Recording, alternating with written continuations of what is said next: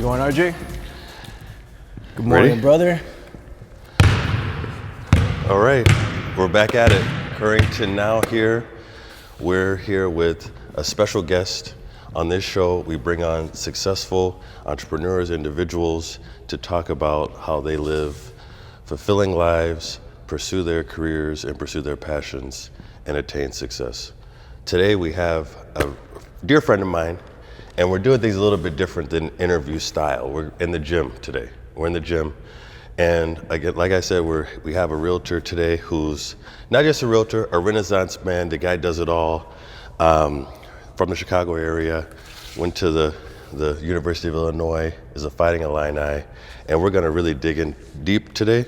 But let me introduce you all to Giovanni Guzman. Yeah, awesome, man. Number one, I appreciate you inviting me here. I'm Giovanni Guzman with Realty of America. So I got to meet RJ this year.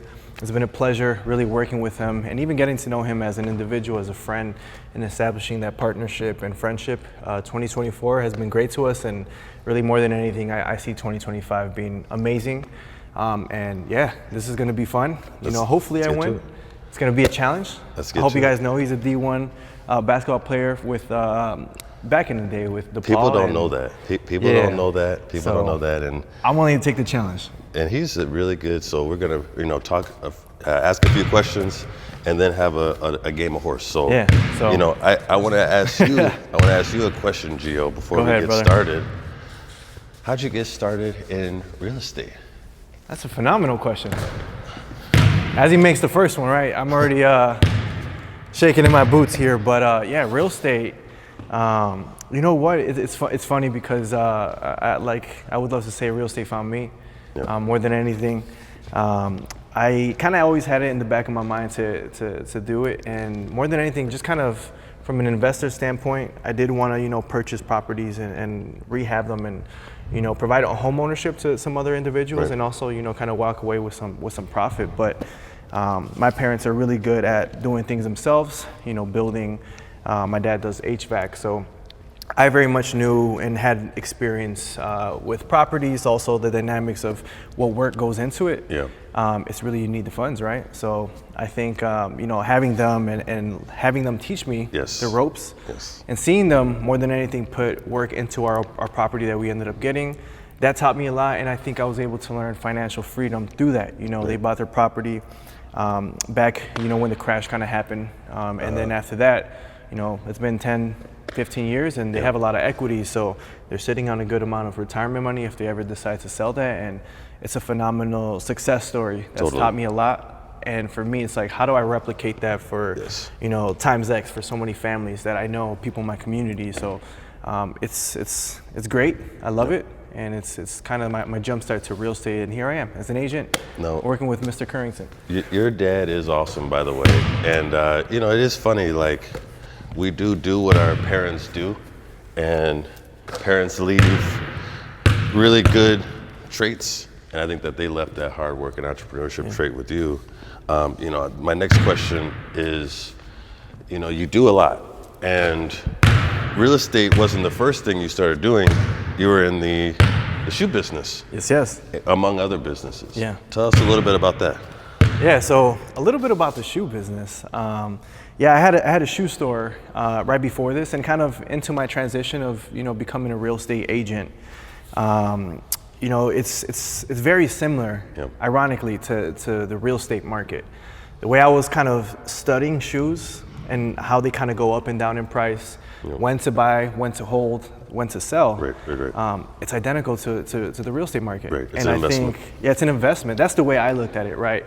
Backstory, kind of when I was in my high school days, I was buying and flipping Jordans, buying them used, right? I didn't have enough money to really even afford a pair myself. They were expensive. Yeah, so I was wearing slacks. I didn't have the best shoes. I had cheap Vans, cheap Converse, and they were very expensive. And my mom was like, I'm not gonna put money down for that. I'd rather get you 2-3 pairs, and that's kind of the way I live my life. But I was like, you know what? I want to get a pair of Jordans one day. Let me buy them, old, clean them, and then resell them. Wow. And ever since I was a little kid, I've kept my shoes super, super clean, even if they were years old. You do. just got to get that toothbrush and scrub them, and then they last forever. And people always look down at your feet. They're like, okay. Right. It says a lot about you as a person. So I was like, let me push that and flip them. And I was selling them like Hot Pockets. So. Wow. And it was successful. It was a successful business. I mean, you didn't even really have to go into real estate with how successful your business was. Yeah. So, it's also you being a successful businessman too. Yeah, thank God, because like great. back then it was used shoes, and then once I got out of college, I had a barbershop in school. I graduated. I didn't know that. I was trying to be a doctor. I'm a molecular and cellular biology major. So, but then COVID happened, and then I was like, I don't know if med school is really for me. I wasn't sure to take that risk to Totally. for an investment like that. But I was like, let me open up my own store. I had that vision since I was a kid, and then at that point I was already buying new shoes. Yeah. So less headaches, because then people know the quality is there. Right. They're fresh out the box. And then I scaled it to multiple figures, and it was awesome. But I knew there was a cap. As much as I would want to grow it and have multiple stores, right. It's very hard when it comes to brick and mortar, places, especially when you're reselling. You're not really distributing from Nike and such like that. So the rules and stuff. I did what I can. I built a community out of it. I got to know a lot of people, and like I said, it's identical to real estate. So now it's, instead of flipping shoes, we're selling homes. It's beautiful. Touching people's hearts, creating memories for them, and helping them achieve their goals in real estate. So. Totally. Yeah. So, your favorite Jordan? I have to ask. What's your favorite Jordan? That's a phenomenal question, if I'm being honest. Okay. The favorite Jordan, man. You know what? I think I'm gonna have to go with the Jordan 11. Oh, Jordan 11? Oh, yeah. wow. When I was in high school, I was on the volleyball team, and I remember wearing some Concord 11s when I finally afforded them. And man, they're just so like comfy. The look is there. And I think it's iconic with MJ, but other than that, I might have to go Jordan 1 Classic. Nice. But I think I like the 3s, man. I like the 3s. Threes are good. I do like the 11s too. The Space Jams. I mean, the Wolf Grays. A lot. The Cool Grays. I mean, the Cool Grays. Yeah, Cool Grays are really nice too. The Wolf Grays were the 5s, and I like those too. But how about we get into our horse game? Are you ready? Yeah, or I'm all we're gonna for it. switch it up and play house. Yeah, we're gonna switch it up. So instead of doing horse, we're keeping it real estate for you guys, and we're doing house. So okay, let's do it. I think, like I said, it's gonna be a competitive game here. I'm all for it, really. So let's see what we got, RJ, man. So up to you. This is your show. So You're picking your spot. Where? I'll start off. I'm gonna start with the free throw. Okay. And so how we want to do it? With a question first, and then. Yeah. Okay, so my question to you is, if I'm a first-time home buyer, right, what advice are you giving me? Hey, okay. If you're a first-time home buyer, I think more than anything, the best advice is to let you know it's not as difficult as you think it is. I think it really comes down to the team that you have around you. Yes.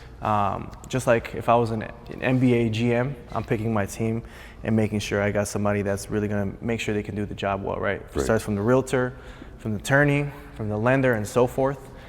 Because they're the ones they're gonna ensure that you're gonna have a smooth transaction. Right. It might not always be like that, and it might not be our faults, but the best way we can do is handle every situation the best we could. Agreed. And make sure we get to the finish line and that we're effective. Communication is key. So I think that's the best thing. Look for people who have the best communication, and that will get you to point A to the destiny at the transaction table of signing away and getting your keys. And if we're able to get you credits.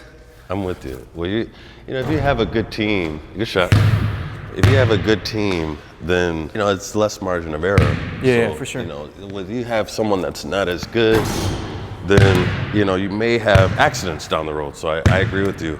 That is for true. Sure. It might not always be perfect, but when you have people that they know how to work together and know how to communicate, right, then really I think the client is in the best position to really ask for a lot from us, even if it's questions, demands. But really, I think we're there for the client.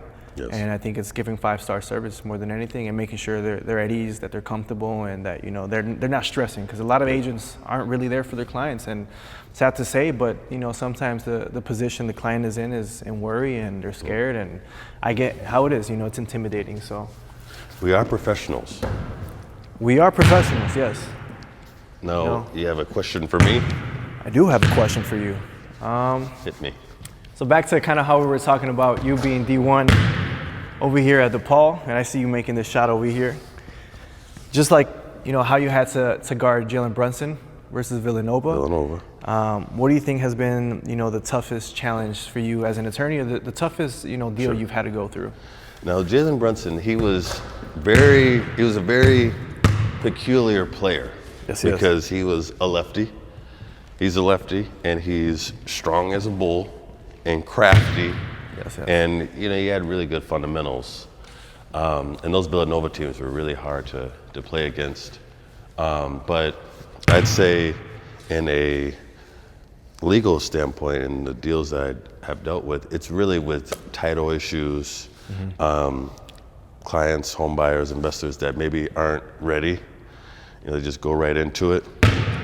You know, sometimes that'll really affect the deal and make it harder for me. Divorces, things like that, just anything clearing up title, getting, that's H, getting those different clearances with the title company. Yeah. But we're able to get it done with anything. I mean, playing with a guy like Brunson, you just really had to scout it out in practice. And that's what I do in my real estate law practice. And my law practice is just rehearse things and make sure that, you know, I know what's coming. Yeah.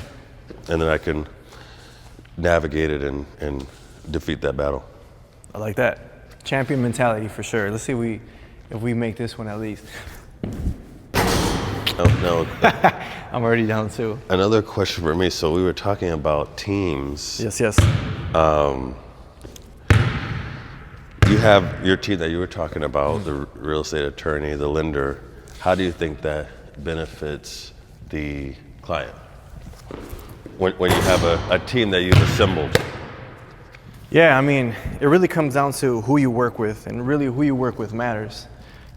It's something that's very much driven into my mind because, you know, like I said, we want to ensure that the client is in the best position possible. Yep. Really to make sure we can accomplish those goals effectively and in a smooth transition and in a smooth transaction more than anything. For me, I really value us working as a team. Yep. You know, with whatever lender. I usually like I typically like working with lenders who, you know, we work together on the deal to make sure, you know, we're all maintaining that communication. Right. And I think it's really repetition at the end of the day. So if you're working with a team and they've gone through so many deals and hurdles, Yep. then I think the sky's the limit. And you know, I'm glad we've had a partnership this year that I think we've been able to tackle a lot of deals. Totally. A lot of, you know, obstacles we've had to go through, but you know, I think even our last transaction was probably the smoothest ever. Flawless, yeah. Yeah, and it's really through all the reps, all the trainings we had to do, and Exactly. really nothing's impossible. I think, you know, I'm proud to say we're attacking them one by one. Each one is different. None of them are really as easy as I would say, right? But you know, just how this goes. You know, you got to shoot again, and hopefully you make them to you shoot it. You know, so. Exactly. You got to shoot your shot. Let me know, do you have a question? I do, yeah. So I know you're able to really, you know, kind of go into any, well, I guess I would say, you know, with you studying law. Yeah. And I know, you know, basketball was one of your biggest passions. Mm-hmm. Would you have followed through with, you know, if you were to make it to the NBA, or also like, why'd you also choose real estate as the law you wanted to practice? Well, one, I just wasn't good enough. You know, I'll say I wasn't good enough to make it to the league. I could have gone to Europe, but that just wasn't something that was in my path. You know, I wanted to be my own boss, and owning a business and going the law route was something that I thought would give me the most flexibility. Mm-hmm. And the dreams and goals of the NBA aren't over. You know, yeah. I'm thinking about becoming an NBA agent.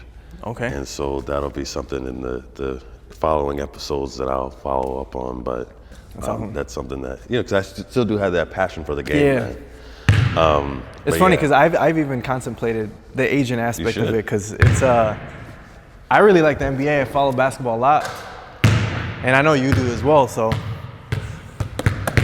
was that a 3? That was 3. Come on, man. Why are you putting the pressure on me now? I got you. Can't make it easy.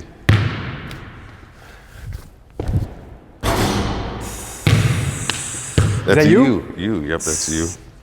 Come on now. It's early morning, guys. Don't mind it, all right? All right.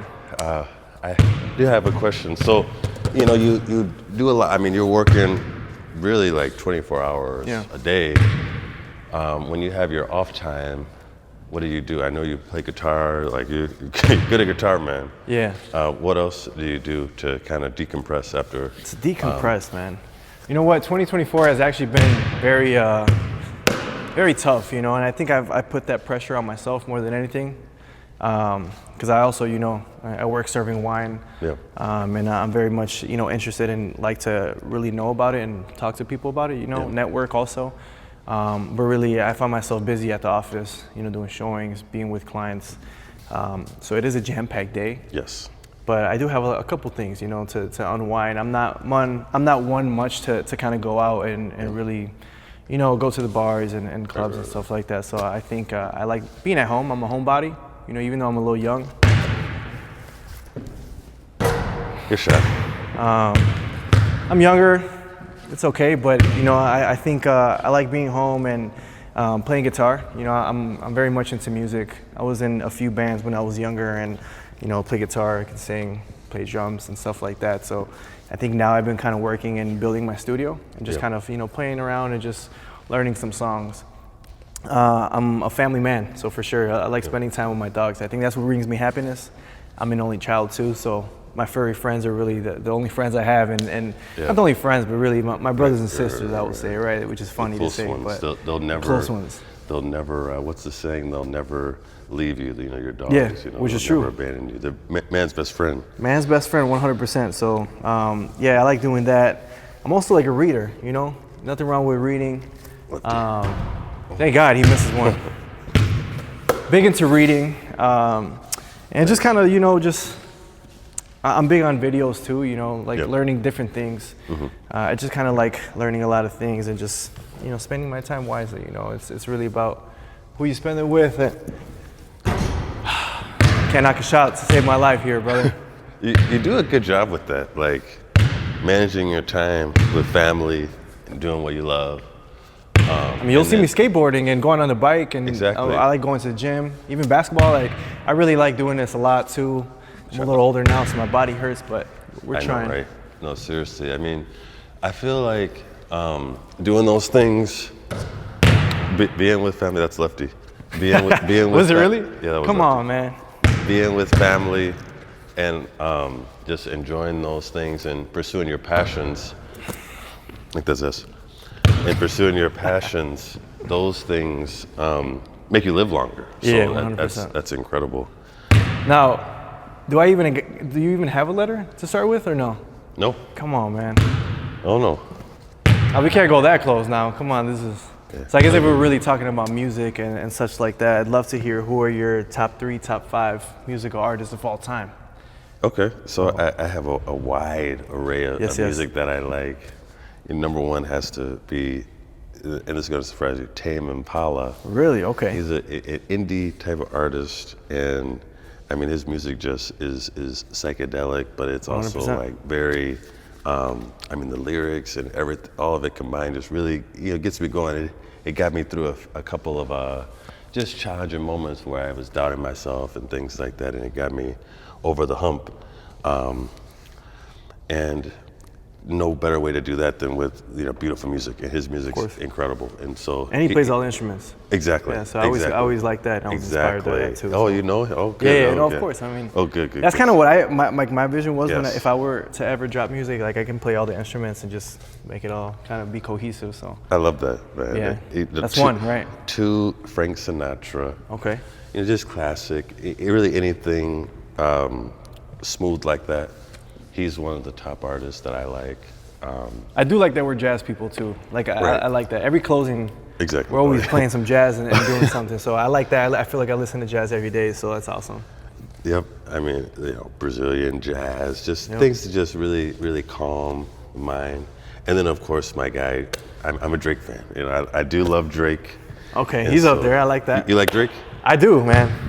I think, you know, if I'm gonna be honest, I think he might be top 5 as well. You know, from like the hits, from you know the soft stuff, from like you know the singing and rapping. I think he's got it all. He has a great team, like how we were talking about, you know, teams. Yes. I guess if I'll give you my rundown. Please, I want to know. It'd be interesting. I think in top 3 would be tough to kind of, you know. That's tough. To put him That's in. a tough question. I do like a lot of his music. I might have to go number 1. Might have to be the Beatles, bro. Oh, really? The Beatles. Oh. Got to go with a little classic sound, you know, Interesting. 60s and up, and Spotify rap. That's gonna be your number 1. maybe, yeah. You know, it's funny, but I listen to the Beatles by CD, and I have vinyls. So that's the way I really kind of, I like doing the old school. Wow. Yeah, the vinyl player? Yeah, I do. Yeah. I even have the CD like in my car, and I'll listen to the album. So I might have to go Beatles. Second might have to be Metallica. Yeah, man. So if you don't know, I'm heavy into like I like Metallica. rock, heavy metal, all that good stuff. So I like Metallica. I might have to go Metallica. I'm not done yet. Metallica for sure. And I think 3, man, it might have to be Drake. I'm not gonna lie. He's If good, not, isn't he? it might have to be Frank Ocean. Oh yeah, Frank is good. I'm big into Frank Ocean. Frank is I'm a good. big R&B guy, and I think the way his lyrics hit, you know, the music is cohesive, a lot of different sounds. And he's also a great songwriter. So I think that to me, you know, making sure you can compose music and also, you know, have that those lyrics would be amazing. So I mean, he just needs to pull some more music, you know. yeah, and he doesn't perform either, which is kind of the tough part. So yeah. So I have a question for you. Yeah. So if you weren't a real estate agent, Right. what would you be doing? If I wasn't a real estate agent, what would I be doing? Phenomenal question. I've thought about that a lot. Even in the times when things were tough here, like in the industry, I think it was, you know, a thought that kind of came to my mind. I think for sure either a type of surgeon, plastic surgeon was kind of the route I was looking to take, and then a veterinarian. Okay. Probably a veterinarian now. Like if it doesn't go well for me, or at least I retire a little bit early, I'd love to be a veterinarian, and I think I have a passion for animals, passion for medicine and such like that. So if I can kind of combine those both and be the best of both worlds, and just kind of serve a bigger purpose, you know. I'm a man of God, and I think, you know, animals are beautiful things to have, you know, in our lives, and yeah, that's probably what I would be, a vet. So you might see me when I'm 35 and older. You might bring your pets to me, and I'll take care of them for sure. So We really talked about everything, really, Yeah. and I'm happy that we're you know really getting to learn more about you. Of And course. you know, there were a few things that I just thought that were really great, but the main thing is like how you're able to make clients feel, you know, after, you know, like every time I work with you, clients have just, you know, have raved about the client experience and the services that you provided. Is that like something that you focus on? Is that like the main part? Like how do you leave such a good impression on clients? I mean, in any business that you're in, people love working with you. Yeah, no, I mean, I appreciate that. I think I've luckily had that kind of passion and just the mentality with any business. I've always had, you know, clients give me appreciation and that support. So I think first and foremost, I'm blessed by God, and also just people trusting me in whatever industry. But I think now, you know, home ownership, or even if it's buying a property, that might be the seal to this, brother. But I think it's a big commitment, man. It's a big investment. It's tough, you know. Some people don't have enough fun. Some people do, but it's also like it's not as easy for a lot of people. So it's a big hurdle, and I want to make that as smooth as possible. And I think, but in detail during the process, even after that, you know, it's such a big celebration to me that they chose to work with me, which is probably the biggest thing that I really take passion and pride. But yeah, I really want to provide 5-star service. You know, if you're going to Michelin star restaurant, you know, you're going to get perfect service from start to finish. And that's the kind of way I really envision my own business, you know, because we are our own bosses, 100%. right? And if I can put those touches and final details to my work and my process, like if I'm painting something, you know, I think that's what goes a long way, and it's really about building a legacy at the end of the day here, right? If I can be the #1 agent at the end of the day in Chicago, or have, you know, a brokerage of my own, that'd be phenomenal, but it really starts with me. And I'm the one who, you know, sets the foot forward to establish that. So What's next for Giovanni Guzman? What's next? You know what? I think I'd love to double at least, the production I did this year for sure. And really, I think it's not even just about earning money, but I think I'm a competitor at the end of the day. Yep. And trying to, it's a new year, new season in a way of like basketball terms. Totally. And if I can come out MVP or at least sixth man or something like that, that'd be amazing. Because it is a process to get to the top. But I think more than anything, just helping more people. At least touching people in the sense of like coming into their lives and creating those opportunities is probably the first and foremost thing that I'm looking to do this year for sure. So thank you for coming on the There you show go. today. Of course. This was fun. Let the audience know where we can 100%. follow you. What's Yeah. the best? Well, thank you guys really for tuning in and watching. And thank you, RJ, for having me. This is a great idea. It was fun. Was Even though you took the W, this guy warmed up. I'm just letting you know. He was warming up last night and also this morning, but I just came in, no food, so no excuses. It was all about the conversation, man. Yeah, 100%. I really appreciate you coming. Instagram. Yeah, my Instagram is Giovanni the Realtor _ and you can also look me up on Facebook, Giovanni Guzman.